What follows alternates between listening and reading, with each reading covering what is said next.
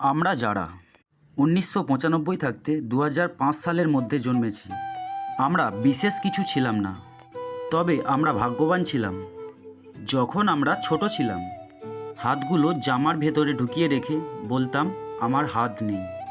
তখনকার দিনে একটা কলম ছিল যার ৪ ধরনের কালি ছিল। আর তার ৪টে বোতাম একসাথে চেপার চেষ্টা করতাম আমরা। আমাদের সময় ১ হাত সমান কলম পাওয়া গেলেও আমরা আবার কলম কেটে আবার অনেক ছোট কলম আবিষ্কার করতাম। আমরা তখন দরজার পেছনে লুকিয়ে থাকতাম, কেউ এলে চমকে দেব বলে। আর সে আসতে দেরি করেছে বলে অধৈর্য হয়ে বেরিয়ে আসতাম। আর তখন ভাবতাম রাতের অন্ধকারে, রাত্রিবেলা হাঁটার সময় আমরা ভাবতাম আমরা যেখানেই যাচ্ছি চাঁদটাও যেন আমাদের সাথেই যাচ্ছে।